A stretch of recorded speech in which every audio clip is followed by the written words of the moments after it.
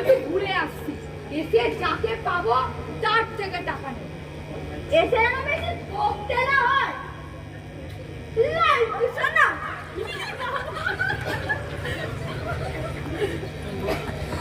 ও কর্তা, এক বাবু আইছে। তো আমি কি করবো? এ কি আমার বাড়ি নাকি? 420 মালিকের আবার 840 চাকর। দেখুন, চাকর বইলা গালি দেবেন না, আমার হয়ে ইজ্জত আছে। ইজ্জত? যা যা, বেশি বাজে না বকে, যে এসে তাকে নিয়ে আয়। বাবু, টাকাটা। আপনার আবার কিসের টাকা? সেই যে গিন্নিমার জন্য নেকলেস নিয়ে এলেন, বললেন করে বাড়ি থেকে টাকা নিয়ে যেতে। আরে আরে দাদা, এতদিনই যার বিয়েটাই হলো না, তার আবার নাকি গিন্নির জন্য নেকলেস। বলি কি, নেশা ভাঙ করার অভ্যেস আছে নাকি আপনার? দেখুন, আপনার গিন্নির জন্য না অন্যের গিন্নির জন্য নেকলেস নিয়ে এসেছেন, সেটা আমার দেখার কথা নয়। মালিক বলেছেন টাকা নিয়ে আসতে, সুতরাং। আরে এ আশ্চর্য লোক তো, এ তো দেখি পাবলিকলি আমার চরিত্র ধরে কথা বলছে। দেখুন, এর জন্য কিন্তু আমি আপনাকে পুলিশে দিতে পারি। চেষ্টা করে দেখুন না, 420 কেসে আপনাকে আমরা শ্বশুর বাড়ি দেখিয়ে দেবো। ঠিক আছে, আজকে আসুক পুলিশ, পুলিশের সামনেই সামনাসামনি তখন কথা হবে। ঠিক আছে, এই আমি বসছি। বাবু, দুধের দামটা। বাবু, দুধের দামটা। দুধ? কিসে? আমার আবার কার? গত 2 মাস ধরে যা দুধ খাচ্ছেন তাকেই ভুলে গেলেন। আরে দাদা, আমি তো দুধ খাই না, আমি তো এসেছি এখানে নেমন্তন্ন খাবো বলে। দেখুন, ফালতু বকাবেন না। দুধ খাওয়ার নোলা আছে আর পয়সা দেওয়ার মুরত নেই, আবার নাকি ভদ্রলোক সাজে। দেখো, তুমি কিন্তু সমঝে কথা বলো। ঠিকঠাক সমঝে দিতে পারলে আপনার মতন বাটপারকে মাটিতে শুয়ে দিতাম। গরিব দেখলে পয়সা মারতে ইচ্ছে করে, তাই না? এ কি বলছো তুমি? এবার থেকে দুধ খাওয়ার নোলা উঠলে নিজে গরু কিনে দুয়ে নেবে। চিড়িংবাজ কথা বলে।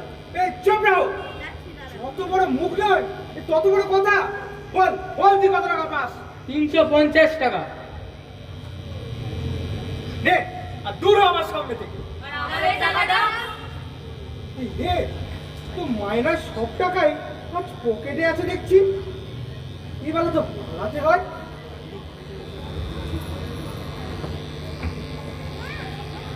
আরে পালাচ্ছ কোথায়? লালটু সোনা, হিসেব গুছিয়ে দিয়ে যাও, মরতে সময় মালটাকে। আরে আরে আরে আরে আরে আরে করো কি? আরে এ কি আতঙ্ক! দেখো, ঠিক আছে, তোমরা সবাই দাঁড়াও, আমি তোমাদের সব টাকা মিটিয়ে দিচ্ছি। এই তো আমার লালটু সোনা। তোমাদের জ্বালা আমি আজ আর প্রাণে বাঁচবো না। এক কাজ করো, তোমরা সবাই লাইন দিয়ে দাও।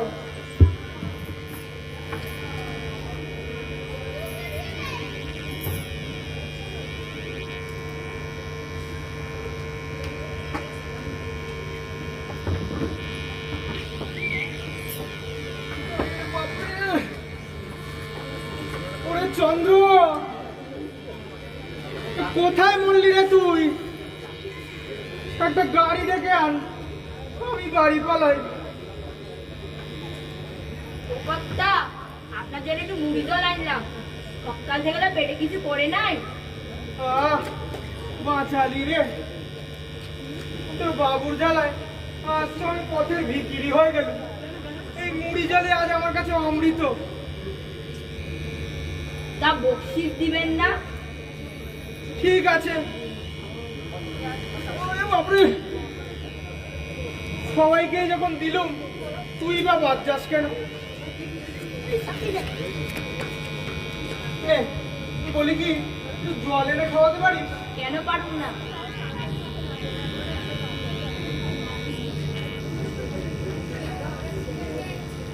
আচ্ছা, ঘেরোয় ফেললো তো আমায়। উচিত শিক্ষা না দিয়ে গেলে আমার আর শান্তি হবে না। কি করা যায়?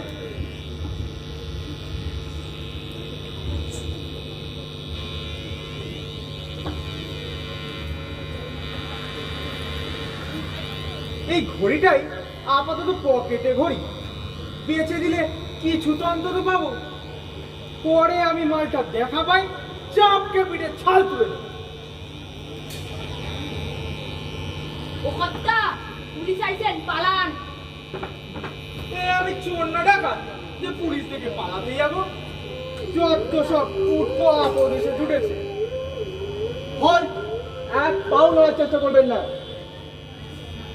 আমায় দেখে কি আপনার চোর বলে মনে হচ্ছে? মানুষকে দেখে তার চরিত্র বোঝা গেলে তাহলে তো আমাদের আর দরকারই পড়তো না। আর শুনুন, একটা দামি ঘড়ি চুরি গেছে মন্ত্রীর বাড়ি থেকে, আর আমাদের কাছে খবর আছে যে চোর এই চত্বরেই লুকিয়ে আছে। একদম নামো না, সোজা যাও, লজিকটা ধরো। না, তুমি যে চোর কাছে এলে তো? আহ, চুপ করো তোমরা, ভালো করে ওকে সার্চ করো।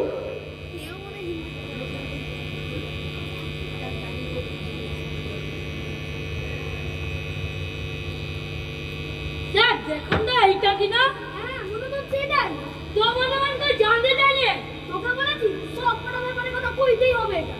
আহ, চুপ। এটাই তো। ওয়েল, আপনাকে আমাদের সাথে থানা যেতে হচ্ছে। দেখুন স্যার, আপনাদের কোথাও ভুল হচ্ছে।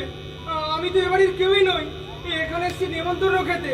আর এই জিনিসটা বলতে ঘড়িটাও তো আমার নয়। কোনটা আপনার আর কোনটা নয় সেটা জজ সাহেবই বুঝবেন। আপাতত ইউ আর আন্ডার অ্যারেস্ট। ওরে উদয়, এ কোন জন্মের প্রতিশোধ নিলি তুই আমার থেকে?